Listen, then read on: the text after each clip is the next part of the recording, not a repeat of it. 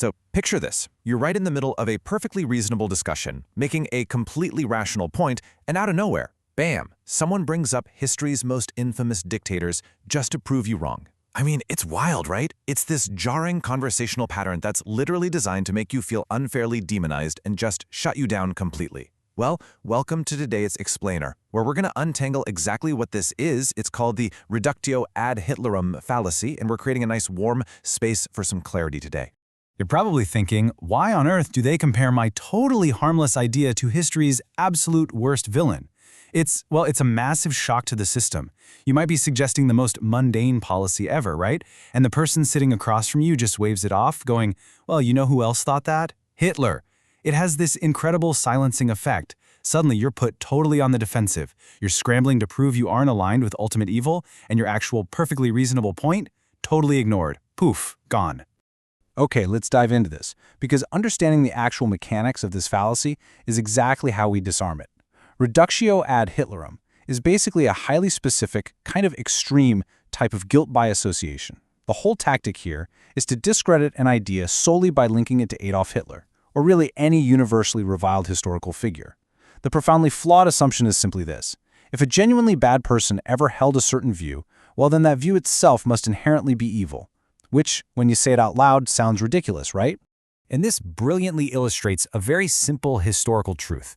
Even terrible, truly awful people sometimes held completely neutral or even positive ideas.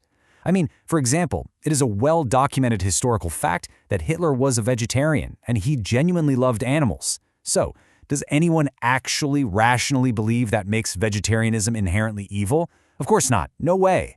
Enjoying a plant-based diet doesn't magically become this horrific, unforgivable stance just because a villain happened to do it too. Which brings us to a super empowering thought, and I want you to really hear this. Your ideas stand entirely on their own merits. Full stop. They do not rest on who else in all of human history might have happened to agree with them. Now, hey, if you've ever been unfairly silenced by one of these wild, shocking comparisons, do me a huge favor, hit that like button, and drop down to the comments to share your story. We're building a really great community of clear thinkers here, so make sure you subscribe to this daily explainer so we can keep our minds sharp together. Let's move on and see how this built, because, this doesn't just happen in some high-level, televised political debate. It happens literally everywhere. Everyday life. Imagine, say, a student simply suggesting some stricter anti-bullying rules to keep kids safe at school. And suddenly, a classmate just sneers and says, Hitler also believed in strict order. Do you see what just happened there? They entirely bypassed the actual argument, which was about student safety, and they weaponized the phrase strict order to just instantly, completely shut the debate down. Now, what's really interesting about this whole concept is how the sheer absurdity of the tactic becomes painfully obvious when you look at everyday comparisons. Let's say you're advocating for a brand new city bus route. Someone replies, well, Hitler built highways too. Do you want to be just like him? Or, you propose a nice community garden, and someone mutters, he also liked gardening, It's insane. It's basically a conversational hijacking, completely designed to avoid talking about transit or gardens or whatever the actual topic is altogether. So the big question, how do we reclaim the conversation when this happens? Well, we use this simple, practical 3-step toolkit. Step 1, just stay calm. Take a breath and acknowledge the shock by saying something like, look, I understand that reference is meant to be provocative. Step 2, separate the idea from the person. You clarify, but my proposal about city buses has absolutely nothing to do with those historical atrocities. And finally, step 3, engage. Say, can we actually discuss whether this transit plan helps our city? You see, you aren't defending yourself. You're firmly insisting that ideas be judged on their own terms, not through the lens of historical trauma. Always, always remember this. Your ideas are not defined by the absolute worst people who may have shared them.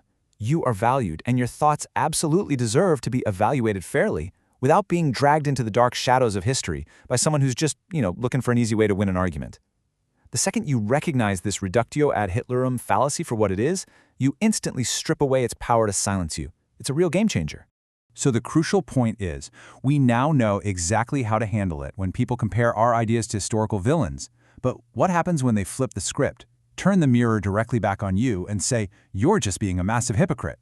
I mean, what do you do when someone points a finger and says, oh, stop being such a hypocrite, you do the exact same thing? Well, in our next explainer, we are unpacking the tu quoque, or you too, fallacy. How on earth do you stay grounded when your very own actions are weaponized to completely silence your message?